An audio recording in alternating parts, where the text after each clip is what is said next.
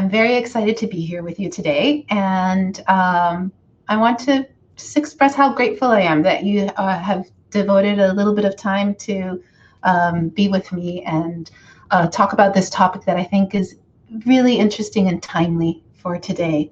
So I wish that I could be there in person with you and that we could have face-to-face discussions, but this is the next best thing. So I'm grateful that we can do this. So let me see if I can start changing my presentation. There we go. So I'd like to start the presentation by acknowledging this fact. One of the biggest challenges that we have in ELT is to balance teaching English, teaching the language, with other things that we teach our students to be successful in the classroom. ELT is, I think, a fascinating place. There's a lot going on. The subject area itself of teaching English as a foreign language, or in some cases a second language, has, a lot going on already with the systems, with the skills that we teach, and then with all of the different strands that we add on, because we are in this in the classroom, and we take advantage to bring in all these different things, whether it is that we're expanding subject areas through CLIL, or expanding our students' knowledge of academic English, or whether we're supporting them with developing critical thinking skills, any number of things that we have the opportunity to bring into our classroom because it's an ELT classroom, and we're aware of all of these things. I think it makes it a very exciting place to be and a very rich landscape. But of course, it would be natural to wonder, how can we fit something more in? And what is global citizenship education exactly? How do we bring it in to the ELT classroom and not just feel like it's one more thing? So I'd like to make the case that global citizenship education actually can bring together lots of these skills and areas of development, but also add something more profound, something that adds wider purpose for everybody involved, for students and for teachers and for communities and families.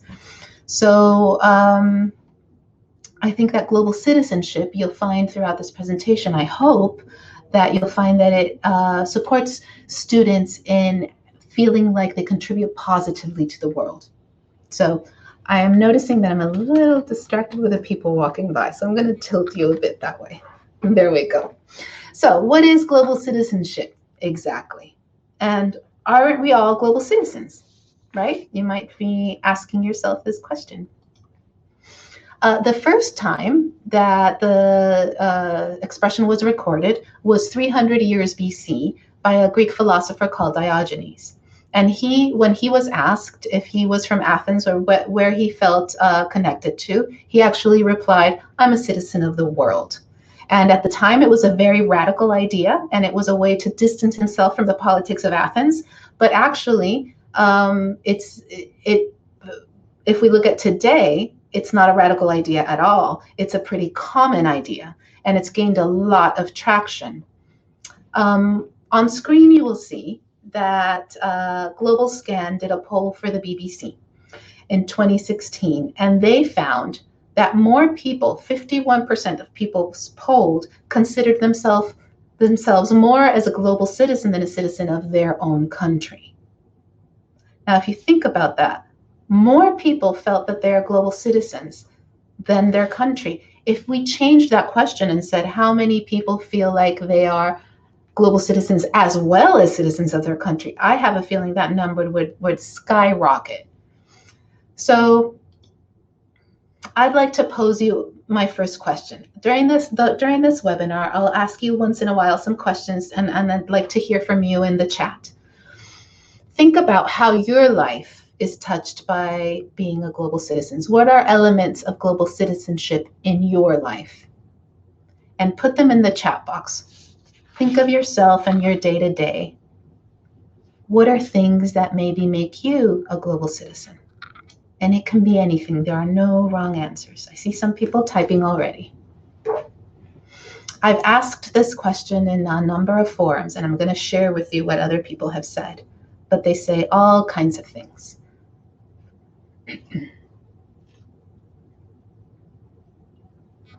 The capacity we have to connect with anyone around the world.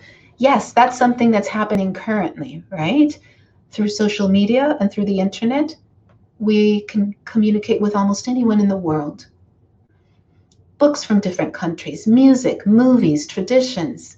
Yes. So our lives are touched by all of these different connections of, people in different countries through the things they produce, like music, like movies, traveling. Absolutely. So some people are lucky enough to travel to different places in the world.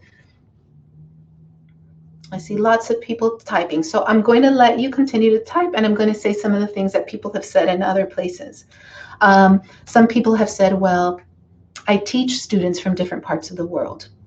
Or other people have said, I did an exchange. I was an exchange student in another country. Some people say, well, my sister married somebody from Spain, so now I have Spanish nephews and nieces. So we are connected to each other all over the world in various ways to various degrees. But lately, it's been accelerating. We are touched more and more by the global community. Yes, Selena says English is a lingua franca. English is one of the things that connects us.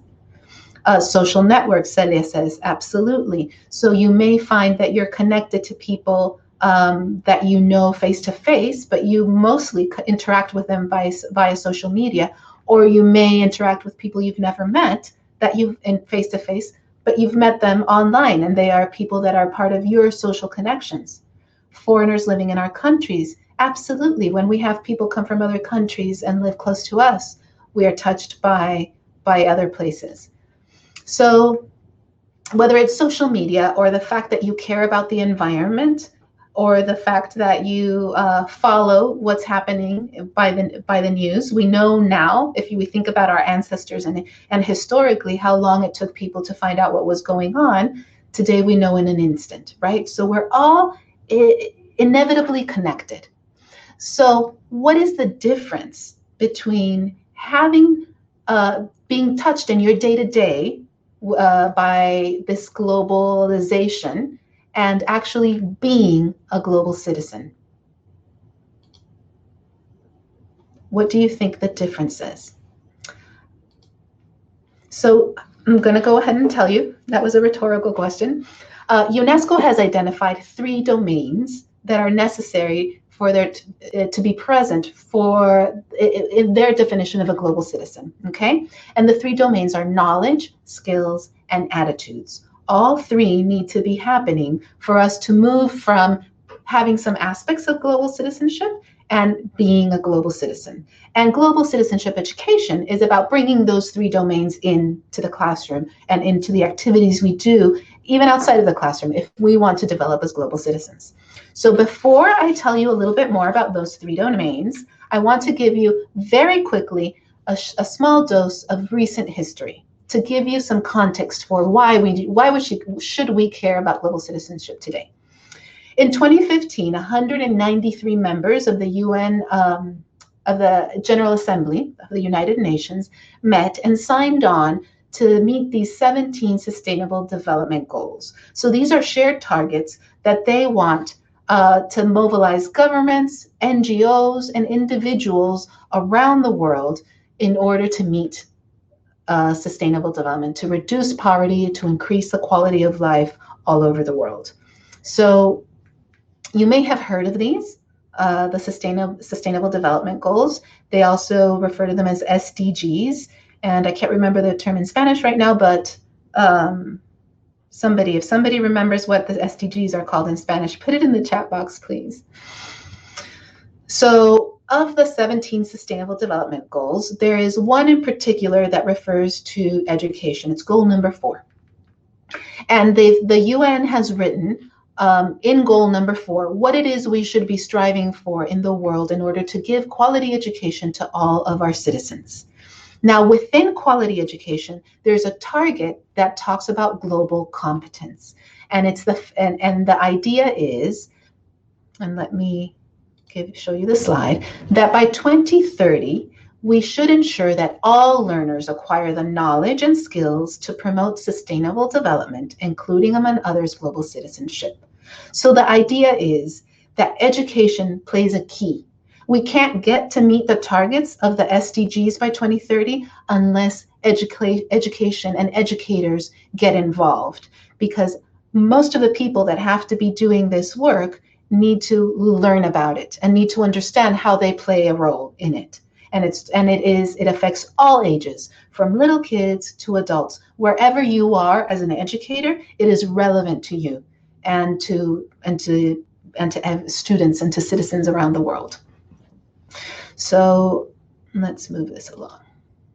Okay, so this has gained so much traction, and it has become so important that one of the organisms that looks at how we are educating our students and children around the world is the OECD. So you know that the Organization for Economic Cooperation and Development has the PISA exam, which is a program for international student assessment. Every 3 years, students around the world at the end of their secondary education take this test. And it's a test not only of the students, but of the educational system. So educators, teachers, school faculty have to fill out the forms and have to fill out an evaluation of how it is that they are, what opportunities are they offering their students in their education. And then children and teenagers take the test. So in 2018, for the first time, they added a new test called Global Competence, where they are measuring how well we are educating secondary level students in global competence, in understanding their global citizenships. And the first results are coming in February of 2020. So we should hear soon how the first test went. But this is just to show how relevant this is and how seriously it's taken around the world. So let's go back and look a little bit more at those domains. By the way, I haven't said it, but if you have questions as we're going, please pop them into the chat box. I don't mind at all. If there's any other way of raising your hand, I'm not sure. Some platforms have that, but just stick in questions in the chat box, or if there's something that wasn't clear, okay? After we get through this little bit, I'm going to give you lots, I hope, of ideas that you can take into your classroom for all kinds of different age groups. So it'll get practical and a little bit more interactive in a second. So the 3 domains that UNESCO has identified are actually the domains of learning that Bloom identified many years ago, and they're very widely recognized. So you may be familiar with them already. So if we think about knowledge, UNESCO has called that cognitive. This is the area where we want to ensure that students acquire the knowledge and the analytical skills to understand issues of global citizenship. So understanding intellectually that we are connected, that we're connected to each other, that we're connected to the environment, that we can problem solve issues together, and how populations, countries all work. That's the intellectual stuff. Then the second point that you see there is the critical thinking skills, the critical analysis skills, the skills to take a problem, take it apart, and find solutions for it. Okay, so cognitive is the intellectual bit. Then attitudes. This is the social emotional part. So it's not enough to just have an intellectual understanding of issues. It's also, and it's not enough to have an intellectual understanding of being a global citizen. It's also important to have to understand on a level of feeling, to feeling the connectedness, to understanding when you see someone else that they also have their own point of view and that they have so many things that are similar to you, but that are also different, to have that emotional understanding of it. So here it's key to develop attitudes of empathy, solidarity, respect, and actual appreciation for differences. And then there's the third domain. This is where we build the skills of acting on it. So you have your intellectual understanding, you have your emotional understanding, and then there is, what do you do to act responsibly? What do you do with this understanding? You have to put it into action in order for it to have an effect. So that's the overall overview of what global citizenship is in the UNESCO framework. They have a whole lot of documentation if you're interested in looking into the detail.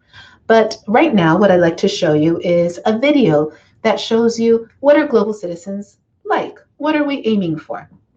So let's see if I can do this. The world is full of global citizens. They're everywhere, like the curious kid who learns that people in other countries don't always have access to clean drinking water and uses her unique skills to come up with an affordable solution to help those people help themselves.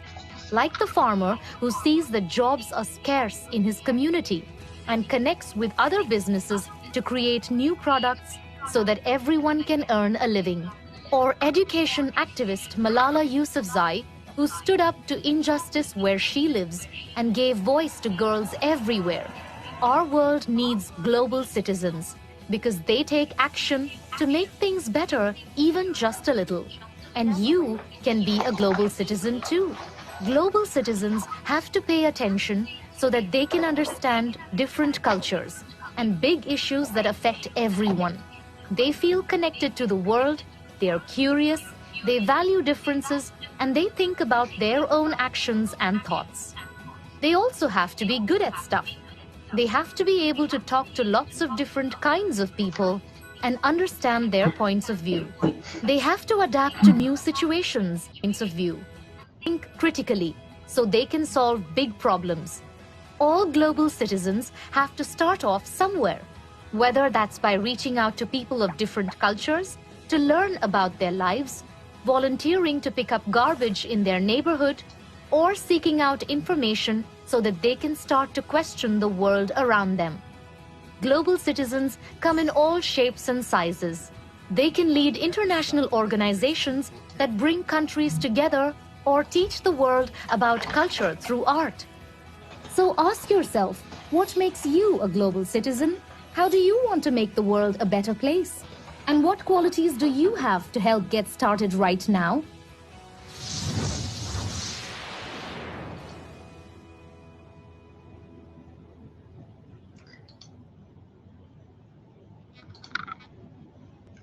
Okay, so I saw in the chat that there were a couple of people that had technical issues. Victoria wasn't able to see the video and Selena couldn't hear it. Yes, Celia, now you get the meaning. It goes beyond our own world. It has to do with empathy. Yes. So I'm going to keep on, I think now it's going to become a lot more practical. I wanted to give you some context. So I can send the link. Oh, okay. So I'm getting information that you could hear echo in the video. Huh. All right, I'll try to lower my volume for the next video. I'll do that. Okay, so I will send you the link to the video. I think that maybe Juliana can help us with that. She has the link, and you can find it on YouTube. So, oh, you can't hear me. Oh, this is terrible. Can other people hear me? Or is it just, okay, all right. Okay, I'm sorry, Griselda, I don't know what's going on, but it seems that most people can. All right, so apologies to the people that are experiencing technical issues. Hopefully, hopefully you can resolve them, and maybe Argentina, Macmillan Argentina can help. So I'm going to move on to summarize. If anybody wasn't able to hear the video, I'll send you the link, but the summary is that what are the characteristics of global citizens? Global citizens are everything you see on this slide. Global citizens are open. They are open to the world. They're open to differences, to others, to experiences that are not what they expect and what they already know. Yeah. So if you look on the right, it says curious. Global citizens approach the world with curiosity. They're empathetic. So global citizens recognize that others also have situations that even if they haven't experienced, they can imagine being in their situation. They're self-aware. They know that they have their own point of view and they have their own biases, and that they are not neutral. They come to the world with their history and their way of seeing the world. Global citizens are flexible. They're not rigid. We all have our areas where we're a little bit more rigid, but they develop flexibility, and that allows them to be better collaborators, right? Because they're able to give and take with others. They are engaged. I don't know if you noticed in the video that there were many examples of how global citizens do things. And if you remember the UNESCO domains, there is the third one, which is action, right? So you're engaged, you're active, even if the engagement is, talking to somebody about something, or writing an email, or watching a video. They're engaged, they care, and they do something. They're aware of the similarities and the interdependencies between people, and they feel connected. This is the empathy side of things. They feel connected to others. They are effective communicators. And here, it's not just about being able to, it says there's a problem, I can't listen. I don't know, Juliana, if you can help us with Griselda. After the video, she wasn't able to listen. Let me know if there's something that I need to do on my side. So going on with this slide, they're effective communicators because they understand not only how to talk, and it could be how to speak in a lingua franca such as English, not their first language, but they're also effective in listening and in meeting people halfway. So they're critical thinkers, they're analytical. Here, that's super important because that's what's going to allow problem solving. They appreciate diversity, they're respectful of differences, but also they realize how important differences are and how actually differences enrich them. And at the bottom, you have that they're effective at resolving conflict. All of these characteristics make them effective at collaborating, at working together towards common goals. So that's what we're looking for. That's our goal. We want to be all of this. We want our students to be all of this. So how do we get there? How can we implement, how can we teach global citizenship in our classrooms? So from now, I'm going to focus on giving you examples and ideas, and I welcome your comments as well. Okay, so Griselda, Juliana is going to suggest that you come out and come back in, and that hopefully will solve your video problems. So I'm going to give you examples of things we already do in the classroom, and then I'm going to suggest how you can add something, tweak something, bring another layer of something into the classroom to help you include global citizenship education. So one of the things we do a lot in our English teaching classrooms is read texts, right? It's one of the inputs. We have reading comprehension, we have literacy, we have all kinds of ways of bringing in texts. So, so another person can't listen, Stella. Hopefully Juliana will let them know, but I'll just type the message. People who can't hear me, please exit and enter the room again. Okay. So what I'm going to do is I'm going to do a little activity with you here. I'm going to read you a poem. But as I read the poem, I'm not going to show you the images that come with it yet. I want you to imagine what images come to mind, okay, as I read it.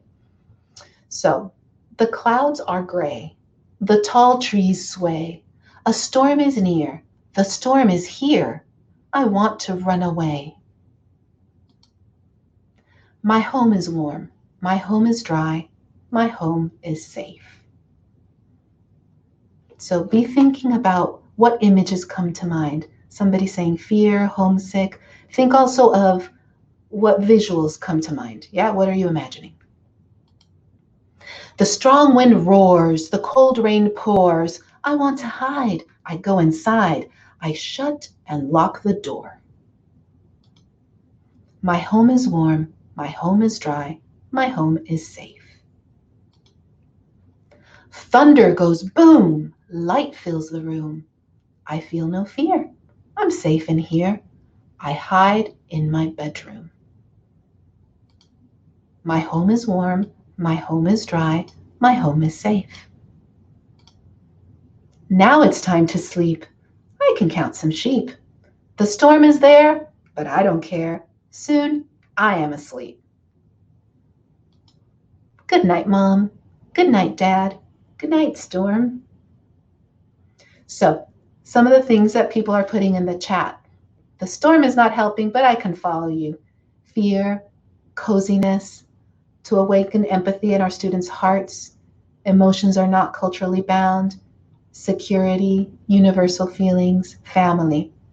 A gray day, a warm drink, family. Okay, so what I'm going to do now is I'm going to show you the images that accompany this poem. Yes, you probably have some images in your head of what home looks like, of what storm looks like, what safety looks like. So let's see what these images show. So I'll give you a second to look. There are 2 pages. So is there anything unexpected in these images? Is there anything different from what you had imagined?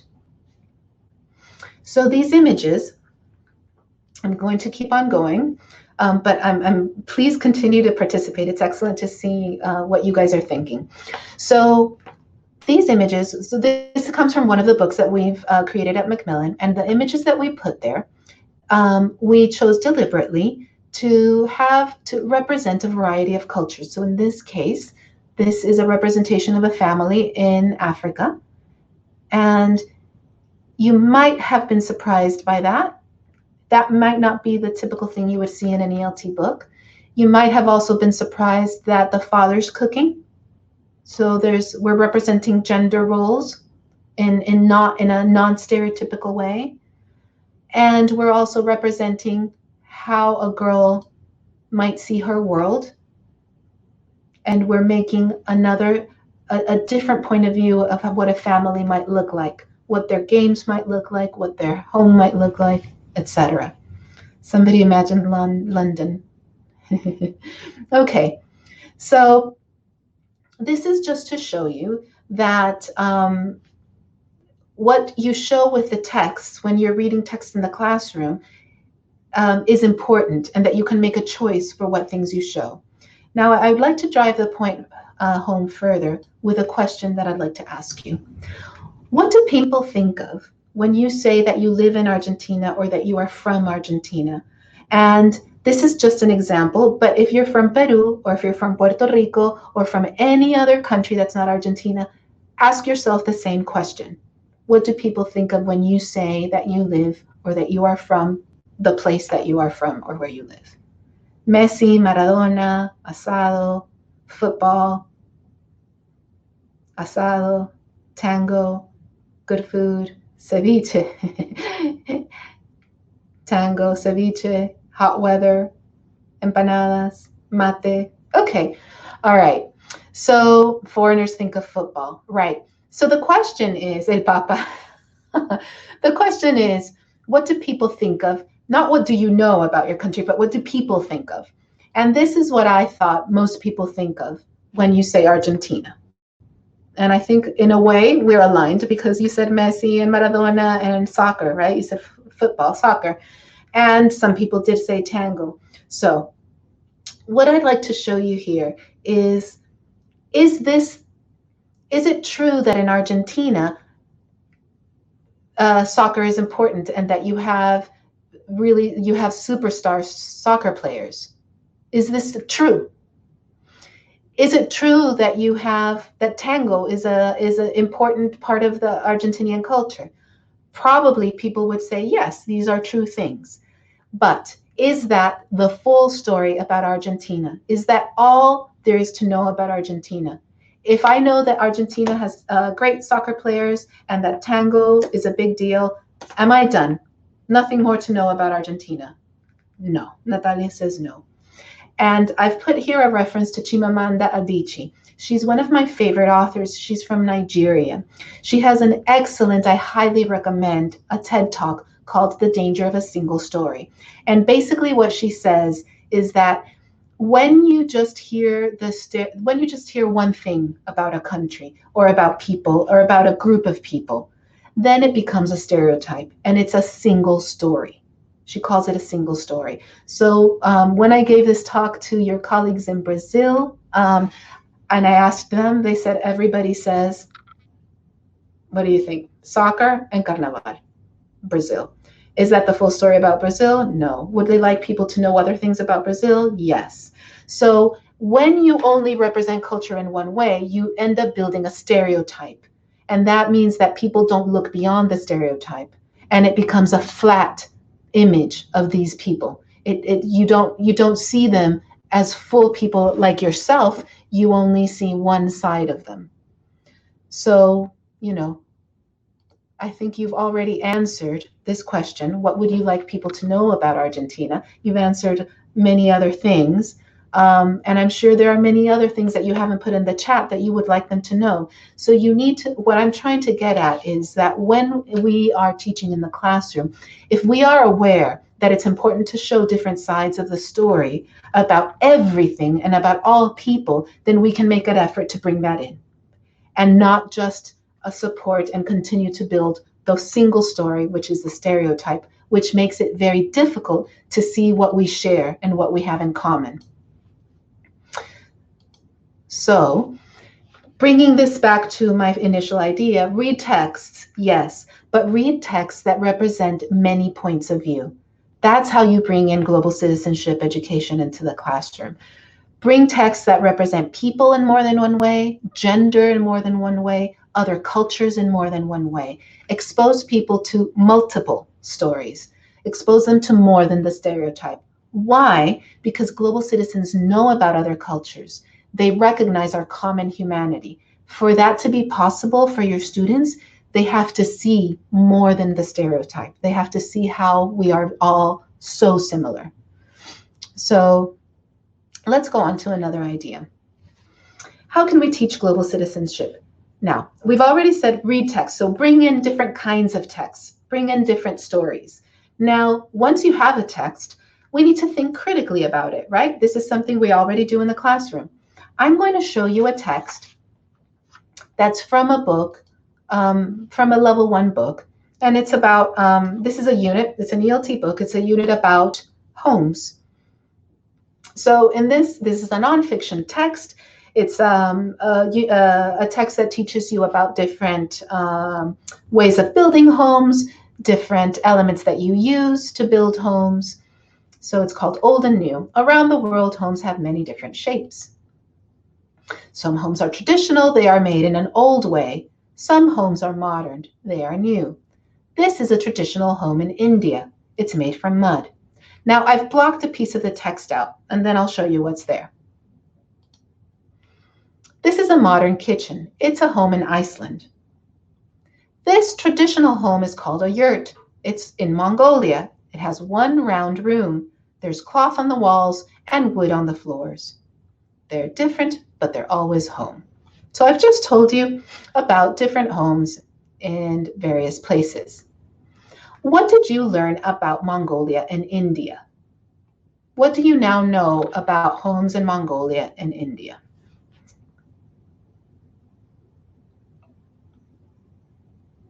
So I see that people are typing in, but I can just go back and show you. In Mongolia, we taught you about a yurt, and it's out in the middle of the countryside, right? And when we looked at India, I showed you a mud house. So probably I'm reinforcing the idea that in India and in Mongolia, homes are not as advanced to other homes. They're similar to cottages. These are things that are coming up in the chat. Yes, correct. Now I'm going to show you the text as it really appears in this book. So you have some homes are traditional, some are modern. This is a traditional home in India. It's made from mud. Now right below it, this modern apartment is in India too. It's made from concrete. This is the living room. That's what I had covered. And here, these are traditional homes in Iceland. They always have graphs on the roof. This is a modern kitchen. It's a home in Iceland too. This modern building is in Mongolia. It's made from steel and glass. This traditional home is called a yurt, etc. So now what have you learned about Mongolia? Yes, they have a traditional home. It's round, it's made of cloth, it's a simple, it's interesting, it's pretty cool, but it's a simple cottage-like home in the countryside. They also have modern buildings in cities.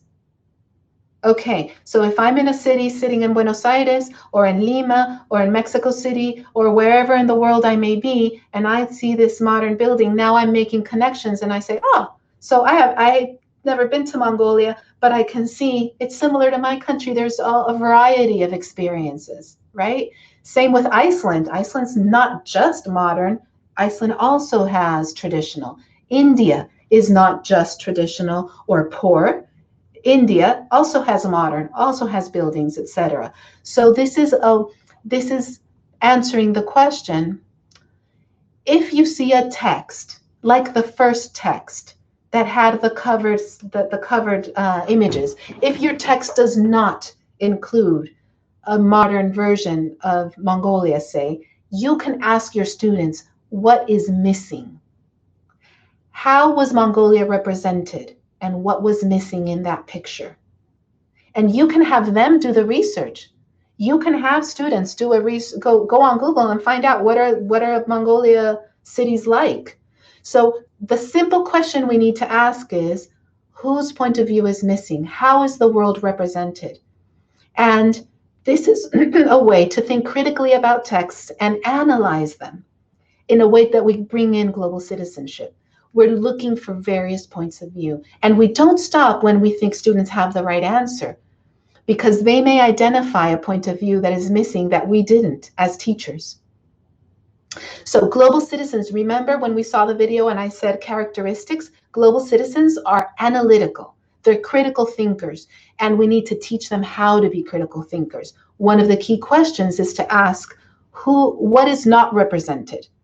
What choice was made in this text to represent, and what choice was left out? What representation was left out? There's always representations left out. You have to. You can't include everything in every page of anything you do.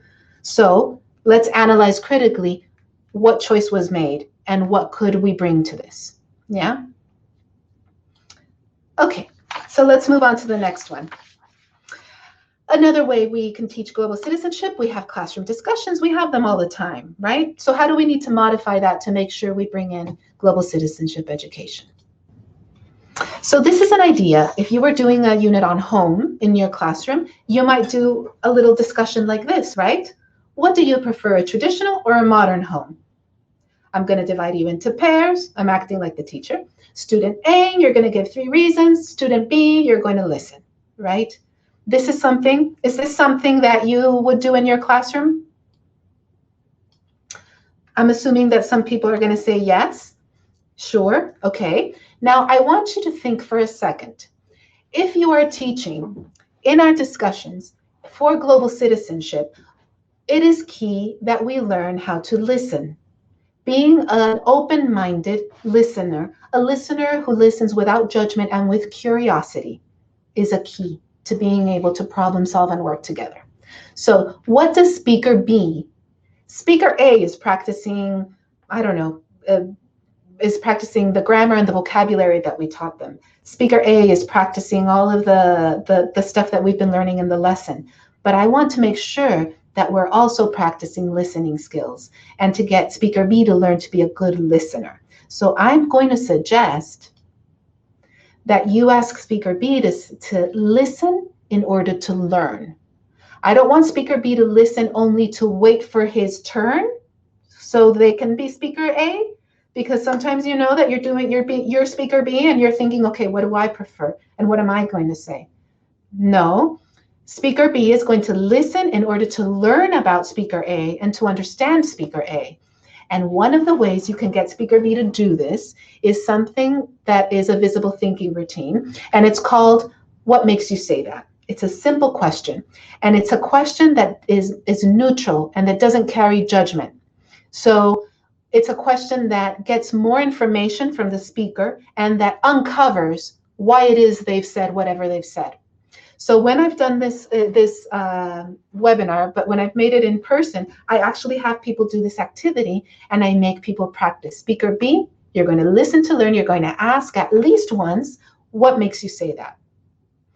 And although it's a little bit awkward the first time, because you're not used to asking that question, it becomes a habit. If you model this in your classroom and you ask your students, instead of assuming you know where they're coming from, you ask them, oh, okay, thank you for that. Now, can you tell us what makes you say that? Or would they share something, that's interesting, what makes you say that? You show that you are interested, you want to hear more, and you allow them to tell you where they're coming from. Now, another thing that you can do is ensure that Speaker B tells Speaker A at the end what they understood and asks them, did I get that right? And Speaker A can correct them and say, no, that wasn't what I meant. So you can model what it is to listen with empathy, with openness, with curiosity, and without judgment, and make sure they build those skills in addition to all of the language skills they're practicing in this conversation. Okay, so going back to the summary, how can we teach global citizenship with discussions? We ask them to participate in discussions where they also learn to listen. Other ideas, we set classroom rules that foster respectful communication. And this is important for all age groups, not just children. We have them practice turn taking. Even adults love to dominate a conversation, right? When they're super interested, they really want to say what they want to say. So we need to give them limits so that they practice. Now it's Speaker A who's talking and Speaker B has this other role. Teach active listening, which was the example we were talking about. And then what I was saying, model curiosity. Show them. You have to do it as well. Show them what it's like to want to know more about why people say what they say. Why? Because global citizens are empathetic and effective communicators. And that's what we're teaching them to do there. So I've got a couple more examples before we get to the end. So projects. Lots of people, you do projects in their classrooms. If you're lucky, if you have the time, if students have the time, you get to do projects. So how do we do projects to embed global citizenship? In this talk, I've been using the example of home, of using a unit where you're talking about home. This is an example project that you might have in a book or that you might come up with on your own, that you might have your students do. I don't know if people have heard about tiny houses, but these are miniature houses that you get very minimalistic and you have just the minimum that you need. You can tie them to your car and take them places. It's kind of a fun project to think of. What would you do if you designed your tiny house? So in this project, you have location, come up with where it's going to be, make it fun, practical, and eco-friendly. What materials are you going to use? So how could we take this project and make it more, get this project to help us to develop global citizenship in the classroom? Ideas that we could do is ensure that you take a project and you make it local. So you could take that same one and you could say, build a tiny house or design a tiny house so that it works in your local environment. What are local issues that you would have to contend with? But you could take it a step further and you can have your students identify what are local problems to solve within this topic, depending on whether you're working with teenagers, adults, or primary students, or even pre-primary students. No matter what the age, students can identify problems that they feel. If with any unit, whether it's family, home, whatever unit you're doing, there is always a problem that your students can identify and that you can set them up to start thinking about what would they do about it, right? And what does this do? The first bullet point there, teach them that they can make a difference. It doesn't have to start local. Now with social media, you can make a difference far away, but it makes it much more tangible if you start local. Encourage students to think about their impact on the environment, and that way you will find many local problems to deal with.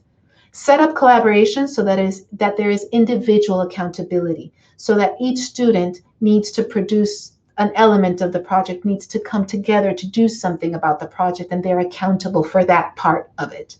It also gives them a little bit of independence so that they're collaborating, but they're not only dependent on each other. Support conflict resolution when conflict arises, not if, but when. And try not to avoid conflict. The idea is we're building these skills, right?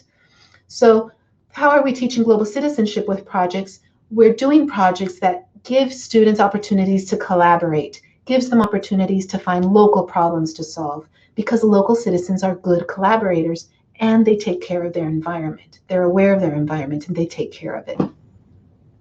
So we're close to the end. I'm going to touch on something that usually students love, and sometimes teachers leave to the end or to a Friday because it's loved. Videos. We like to bring in videos into the classroom, right? Students become alive with them. So what can you do with videos to bring in global citizenship? I'm going to play a video right now, and I want you to think about, so the video is going to talk about girls and about boys. And I want you to think about your feelings and your preconceived ideas about what girls can do and what boys can do. Okay? Here we go.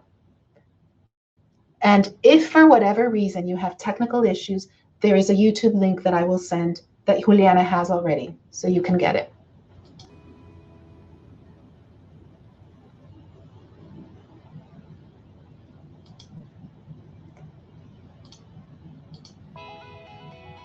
The world is full of global citizens. They're everywhere, like the curious kid who learns that people in other countries don't always have access to clean drinking water, and uses her unique skills to come up with an affordable solution to help those people help themselves. Hi, Erin.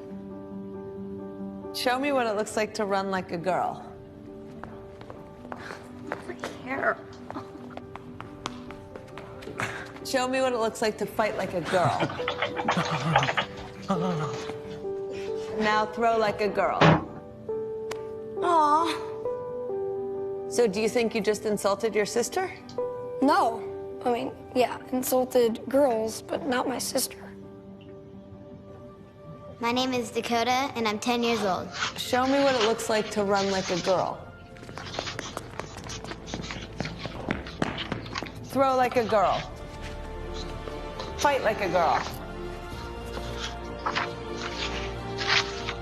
What does it mean to you when I say run like a girl? It means run fast as you can.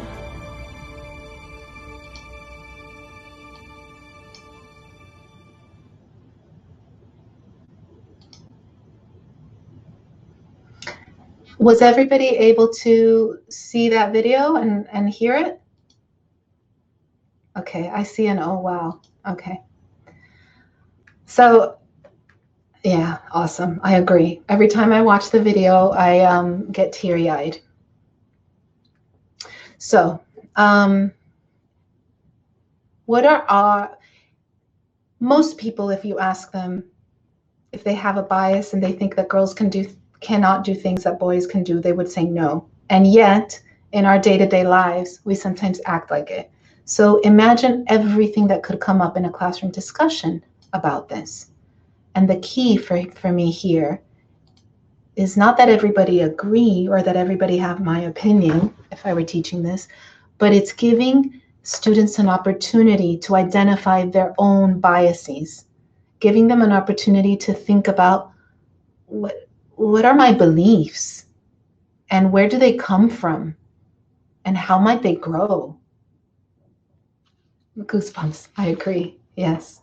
So bring videos into the classroom and have students reflect on them. Find opportunities to have them unpack stereotypes. Where do the stereotypes come from? I think girls and boys would be able to do amazing things discussing this video. Of course, teenagers and adults as well, anybody really.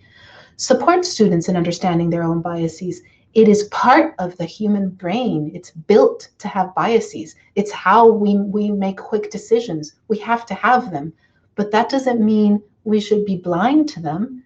We need to know which ones they are and deal with them. And when they're not appropriate, grow from there. So think about how others see them. All of these are things that you can do in the classroom when you're discussing videos. Global citizens are self-aware, and they're curious about themselves too, not just curious about others. And they know that they don't know everything about themselves. They can always learn more. And this will help them to appreciate diversity, because once you realize the vulnerability in not being perfect and not being neutral, then you realize we're all in it together, and we all come to it with these vulnerabilities. Okay, so I've got one more idea to share with you, and that is making connections to students' lives. We always do this. We're always finding moments in our classrooms to personalize and to ask a student, what is this true for you? How do you do this? So here is an example of one of our books. And this one in particular, actually, we did include global citizenship in it. And even though it's in most of that book, it's got this particular page in every unit that deals head on with global citizenship. But what I want to add, you can add to any book that you're using, yes? So imagine that you're doing this vocabulary lesson. You, in this case, on the left, you see, listen to Marie and Louis in the morning. What day is it? So this is a lesson on daily routines, and they're learning brush your teeth, get up, wash your face, all of that good stuff.